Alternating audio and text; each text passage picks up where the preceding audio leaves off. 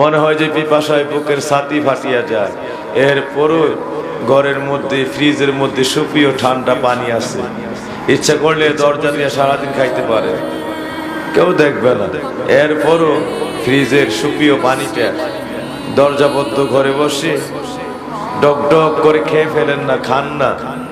একটা মনে মনে কে জানি আত্মার মধ্যে মুফতি বসে আছে, বারবার বলতে থাকে না রোজাটা ভেঙে যাবে, আমি তো রোজাদার, আল্লাহ দেখতেছি, পৃথিবীর কেউ নাই এই ঘরের মধ্যে। তো মনের ভিতর থেকে একজন মুফতি আপনাকে বারবার বারবার বারবার বারণ করতেছে, আমি তো রোজাদার, আমি রোজাদার, কেউ দেখতেছে না কিন্তু আল্লাহ দেখতেছে।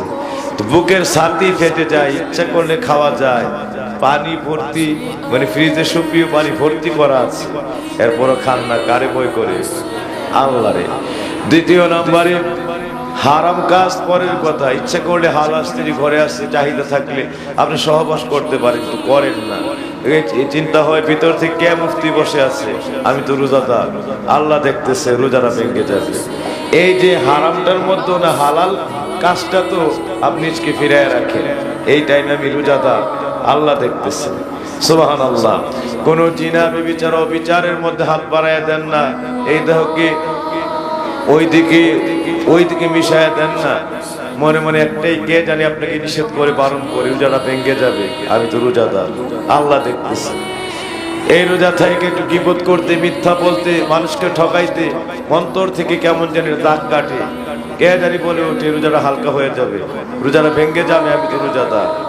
আমার বাবাজিরা, এইভাবে প্রত্যেকটা হারাম কাজ করতে গেলেই মনের ভিতরে একটা বিধি নিষেধ চলে আসে যে আমি তো রোজাদার। সন্তান সম্মানিত বাবাজিদের খেদমতে বলতে চাই, আল্লাহ ওয়ালাদের খেদমতে বলতে চাই, এই যে ঘরের মধ্যে ঠান্ডা পানি আছে, আপনি খান না, আর মনে মনে একটাই খেয়াল, রোজাটা ভেঙে যাবে, আল্লাহ দেখতেছে। অন্য হারাম কাজগুলি করেন না, রোজাটা ভেঙে যাবে, আল্লাহ দেখতেছে।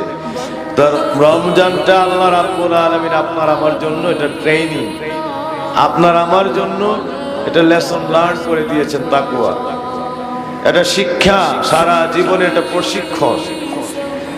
বৎসরে 12টা মাস, এর মধ্যে একটা মাস রমজান, তো বাকি 11টা মাস আছে। আল্লাহ এটাই বলেছে, রমজানের ভিতরে ঘরের ভিতরে তৃষ্ণা আছে, চাহিদা আছে, এরপর পানি খাও না।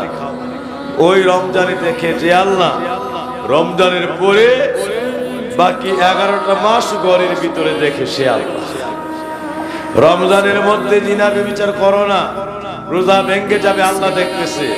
রমজানের ভিতরে দেখে যে আল্লাহ, রমজানের পরের 11 মাসও দেখে তোমারে সে আল্লাহ।